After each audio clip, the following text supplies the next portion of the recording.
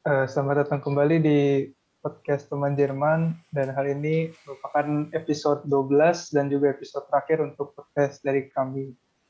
Nah, tema yang ini itu mungkin buat kita bertiga itu sangat berguna ya, soalnya kan kita bentar lagi juga pengen berangkat.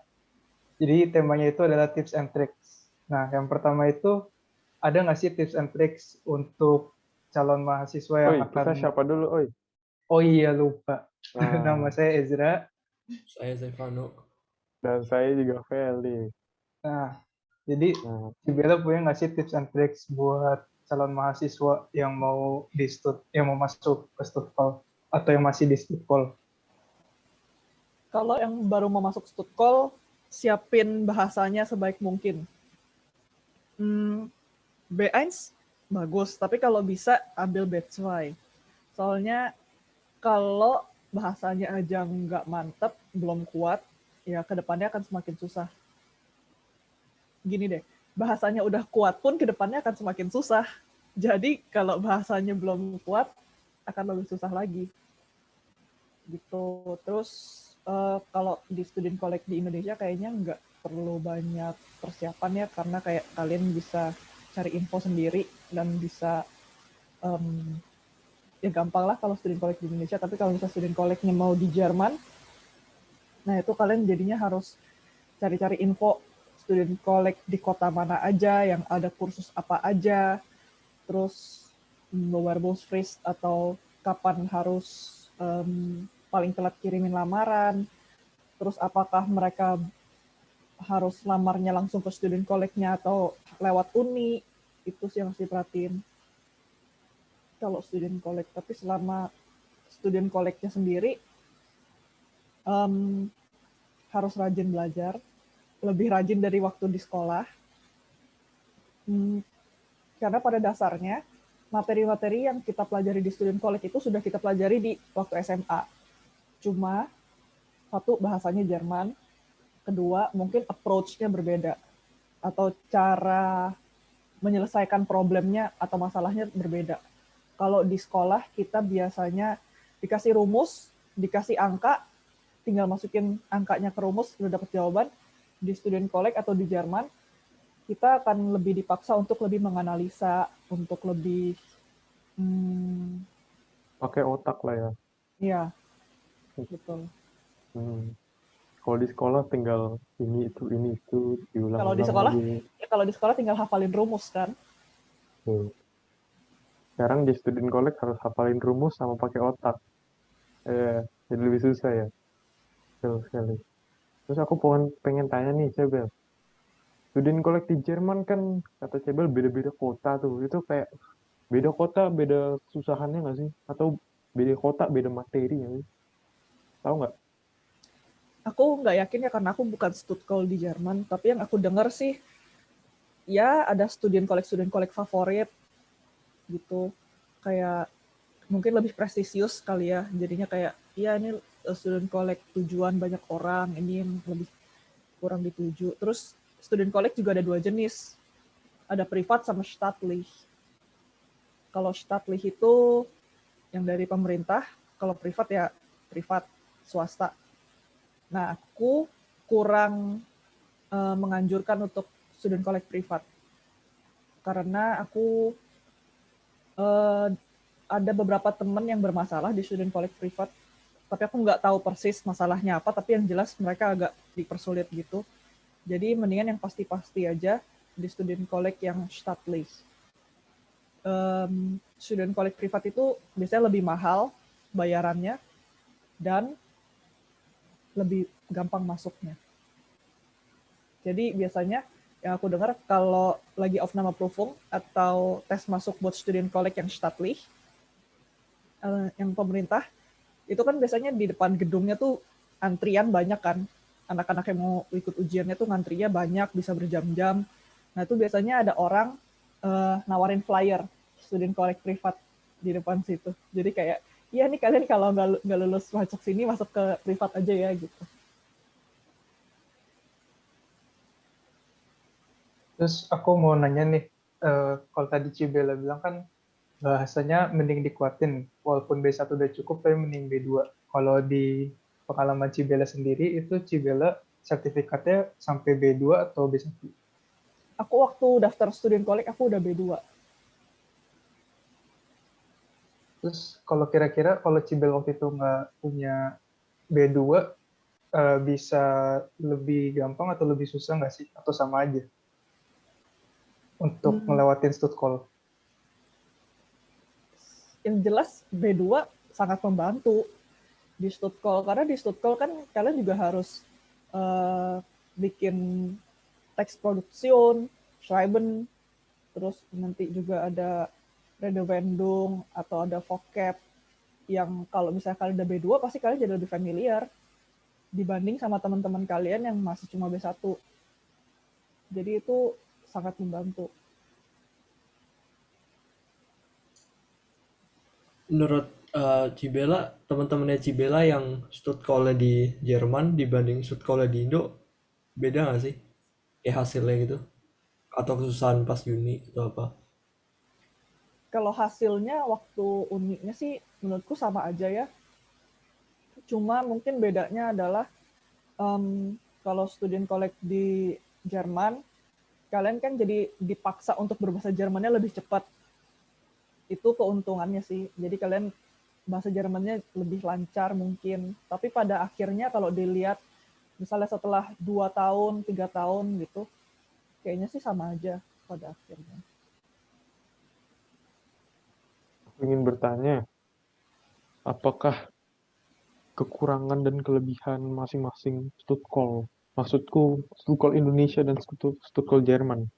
Untuk Cibela pribadi tuh apa deh?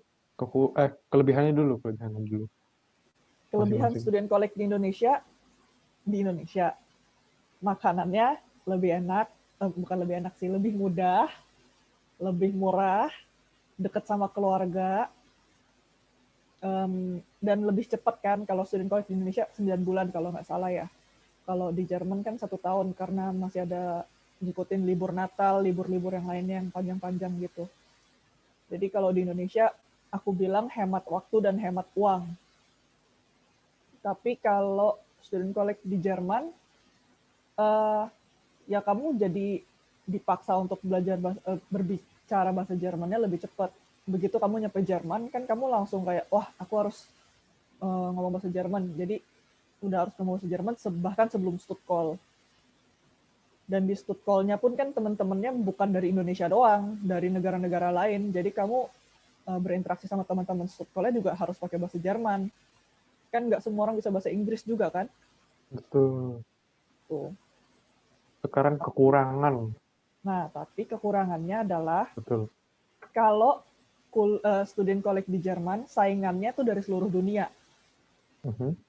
Karena orang-orang dari negara lain non-EU, itu mereka kan juga harus ikut Stuttgart. Dan mereka mungkin taunya student college ya adanya di Jerman. Jadi mereka semua mau masuk ke student college itu. Jadi kalian saingannya banyak. Jadi mungkin sulitnya di situ.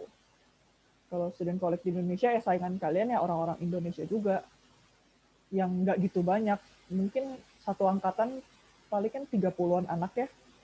Jadi mungkin saingan kalian waktu ujian masuk mungkin 50, 60 orang lainnya. Sedangkan kalau di Jerman bisa ratusan. Satu kota juga kan ya. Mm-mm. Oke. Mungkin lanjut ya. Kalau habis selesai Stuttgart, Cibela punya tips ya? Habis selesai Stuttgart, ya itu kalian cari mau kuliah apa. Cari di uni mana, kota mana, dan jurusan apa. Terus kalian harus lihat, kayak yang aku bilang di video-video sebelumnya, Zulassungsordnungnya atau mereka menerima studentnya tuh bagaimana, apakah MC atau ada seleksinya atau Zulassungsfrei atau semuanya diterima aja. Terus kalian lihat modul-modulnya apakah sesuai sama yang kalian mau, terus peraturan untuk lulusnya, apakah Dreyer Versuch atau yang ujian 3 kali itu, atau mereka cuma bilang ya minimal per semester 15 kredit gitu. Itu kalian harus perhatiin sih. Karena kalau misalnya kalian asal daftar aja, nantinya akan sulit untuk kalian sendiri.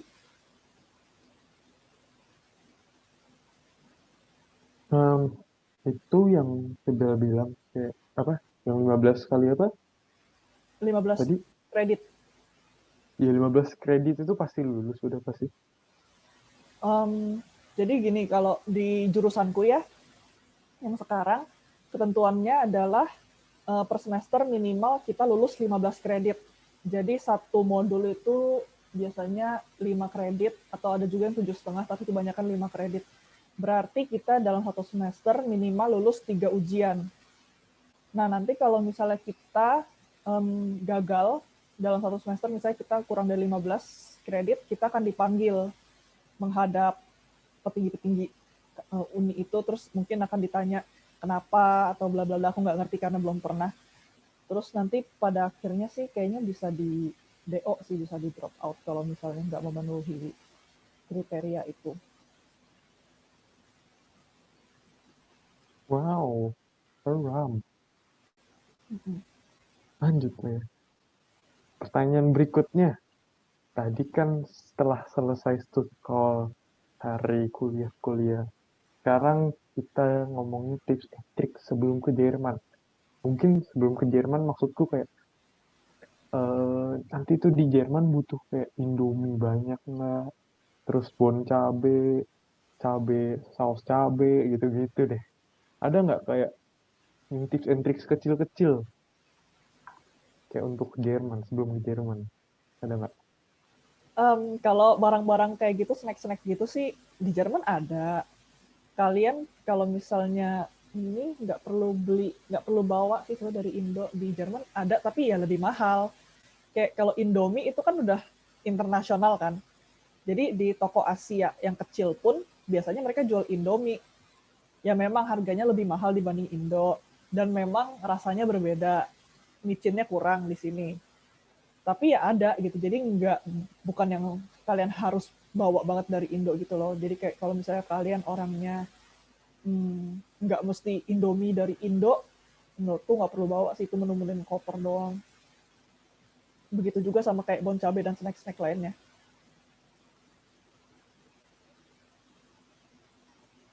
Cibela pernah nyobain nggak Indomie dari Jerman? Ya pernah. Kan kebetulan stok dari, jadi aku awal-awal itu kan bawa Indomie dari Indo kan, terutama yang rasanya aneh-aneh kan, belakangan kan ada Indomie rendang lah, Indomie sambal matah, apalah, semuanya itu aku bawa. Terus begitu udah habis, jadinya belinya Indomie dari sini, di toko Asia sini. Satu bungkusnya 45 sen. Berarti kurang lebih 8.000 lah ya. Ya cukup mengobati rasa rindu, tapi ya nggak seenak Indomie Indonesia tetap.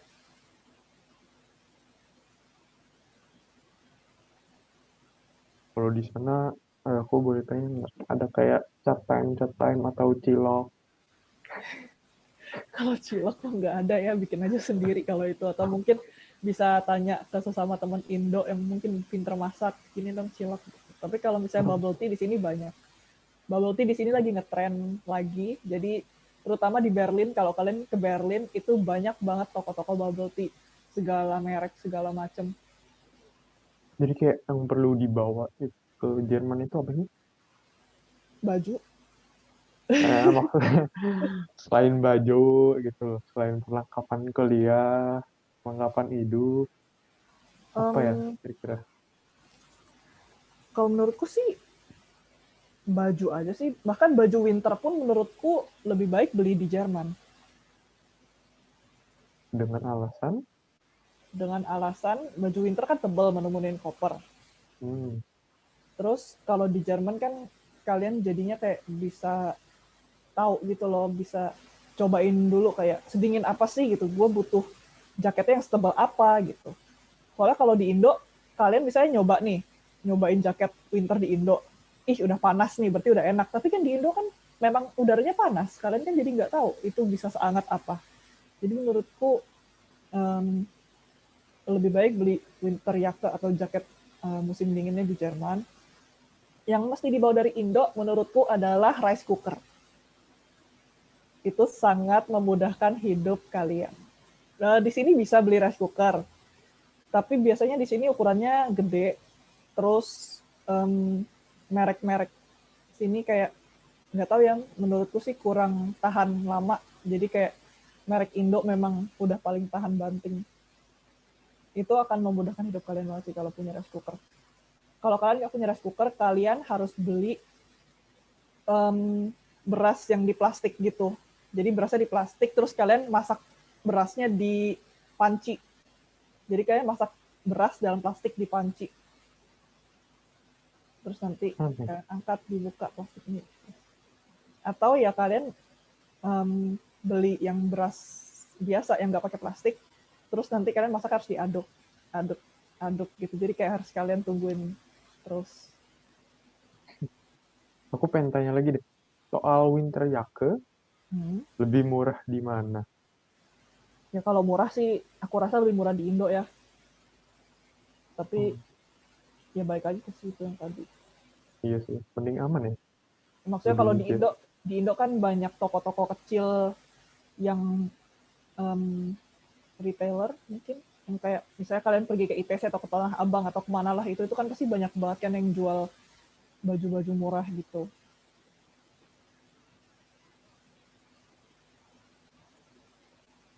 Oke, mungkin lanjut. Kalau misalnya buat kita nih, kan kita belum, kalau aku pribadi sih belum pernah ke Jerman.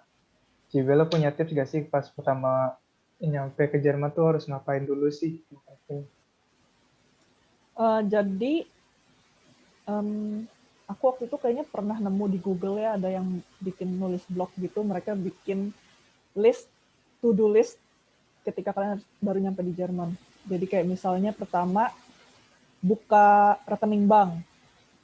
Kan kalian dari Indo kan udah bikin rekening bank, tapi kan begitu di Jerman kan kalian harus aktivasi kan.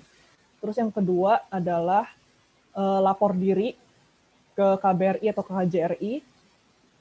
Ketiga itu lapor ke kota kalian tinggal. Jadi kayak lapor, saya udah sampai loh, saya sekarang tinggal di sini loh gitu. Nanti mereka akan kasih dokumen-dokumen kayak misalnya Sozialversicherungsnummer atau aku nggak tahu lah dokumen-dokumen lainnya. Terus juga kalian harus bikin asuransi. Asuransi itu kan salah satu syarat untuk daftar kuliah ya. Nah, terus habis itu baru kalian daftar kuliahnya. Kayak daftar ulang. Kalian datang ke kampus, kalian bawa dokumen-dokumen termasuk bukti kalian udah terdaftar di asuransi. Kalau selain itu sih, masalah cari rumah, itu juga sulit. Kalian mungkin kalau masalah cari rumah, bisa nanya ke grup PPI di Facebook kota masing-masing. Kira-kira kalau proses ngurus-ngurus itu segala macam berapa lama sih, Ci? Kayaknya seminggu cukup sih.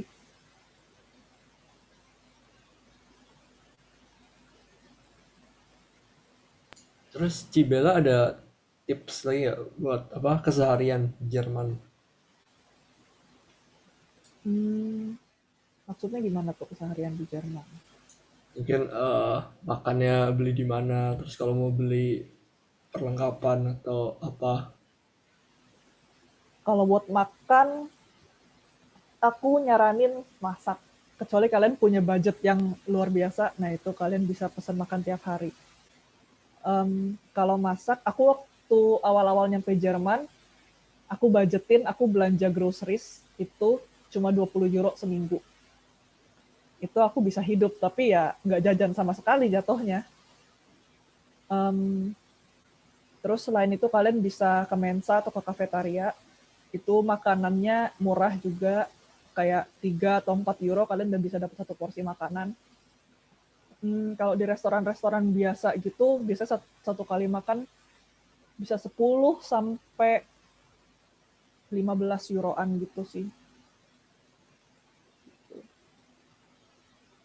Itu aku pengen tanya, itu yang pertama kali nyampe di Jerman kan 20 euro untuk beli groceries. Kalau sekarang berapa deh? Kalau sekarang aku udah nggak ngitungin lagi sih, udah nggak di track. Pokoknya udah beli aja. Beli apa Tapi yang gue mungkin mau.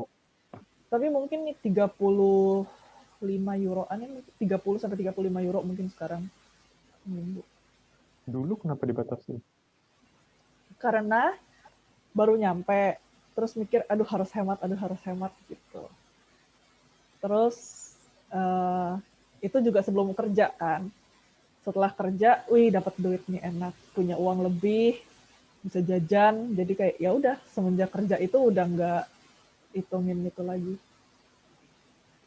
Keren, keren. Nah, aku mau nanya, kalau tadi kata Cibela ngurusin itu semua butuh 1 minggu, kira-kira berapa lama sih waktu yang tepat untuk berangkat ke Jerman, misalnya 2 minggu sebelum kuliah atau sebulan sebelum kuliah atau kapan? Jadi kalau nggak salah sih kampus tuh ngasih waktu ya buat apa namanya Rookmelden daftar ulang untuk daftar ulang. Jadi mereka kayak paling telat tanggal sekian. Nah itu kalian harus ya kurang lebih seminggu sebelumnya lah biar aman. Seminggu tuh udah cukup untuk tempat tinggal. Nah kalau buat tempat tinggal aku nggak bisa ngomong soalnya tergantung kota, tergantung bulan. Kalau misalnya kalian pindahannya bareng sama dekat-dekat sama semester baru, itu kan saingan kalian kan sama calon mahasiswa seluruh Jerman buat cari rumah kan. Jadi itu biasanya akan lebih lama, kecuali kalian udah punya kenalan, terus mereka udah nyariin duluan, atau kayak, oh iya ini ada orang Indo, kamarnya kosong gitu. Nah itu kalian bisa datang ke Jermannya lebih mepet. Tapi kalau enggak, aku saranin lebih awal sih. Hmm, Kalau Cibela sendiri pas sampai sini tinggalnya di mana? Aku waktu itu ada temen di saudara. Aku awalnya di saudara, terus ke temen, terus baru dapat rumah sendiri. Kalau misalnya orang nggak ada teman atau saudara gitu, mereka harus ngapain? Jadi mungkin solusi yang paling mudahnya adalah Airbnb untuk beberapa hari atau beberapa minggu di awal sambil nyari-nyari rumah. Solusi lainnya adalah itu lagi nyari ke grup PPI. Siapa tahu ada yang berbaik hati bisa ditumpangin. jadi solusi barunya itu cari temen ya, gitu ya. Oh, Iya. betul, betul. Terus kita lanjut ya. Eh, tips and tricks lagi dari Cebela sendiri saat berkuliah di Jerman untuk pembelajaran, untuk mungkin kerja part-time dan lain-lain. Silahkan. Tipsnya harus rajin. Harus bisa memanage waktu dengan baik, harus bisa disiplin, harus bisa kontrol diri supaya tidak terlena sama bebasnya dunia di sini. Kan jauh dari orang tua, biasanya kan anak-anak yang baru keluar dari rumah kan bebas gitu, bisa main game 24 jam, bisa party, atau mungkin bisa kerja terus kayak anak kan dapat duit jadinya fokus kerja bukan fokus kuliah. Gitu sih, yang penting kontrol diri, self control. Sama kalian harus mengalokasikan waktu dengan baik sebelum ujian.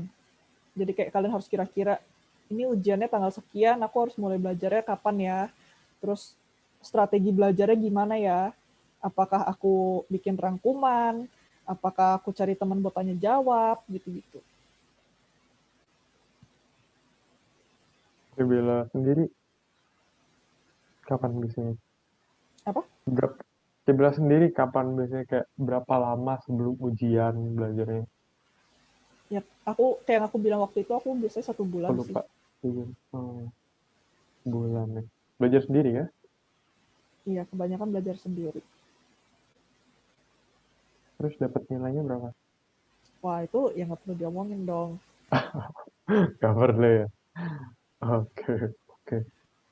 Terus aku nggak tahu sih kalau di Indo jadwal ujiannya gimana. Tapi kalau di sini tuh kita cuma ada namanya Vorlesungszeit sama Vorlesungsfreie Zeit. Jadi Vorlesungszeit itu adalah waktu di mana kita kelas lecture yang mingguan gitu, ada jadwal mingguannya. Vorlesungsfreie Zeit itu kita nggak ada kelas, tapi itu adalah waktu di mana ujian, kita ujian. Jadi di Jerman itu tuh nggak ada yang namanya libur semester.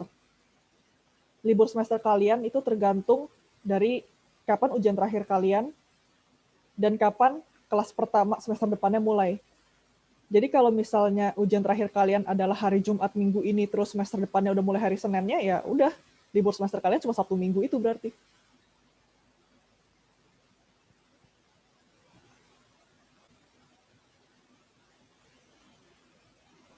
Oke. Kak, boleh? Mungkin Iya, penutupan kita. iya. Eh, Mungkin sekian dulu untuk podcast teman Jerman yang episode ke-12 dan juga episode terakhir dari kita. Terima kasih banyak Cibela dan sampai jumpa di kesempatan lain kali. Terima kasih teman-teman. Thank Terima you. kasih Cibela.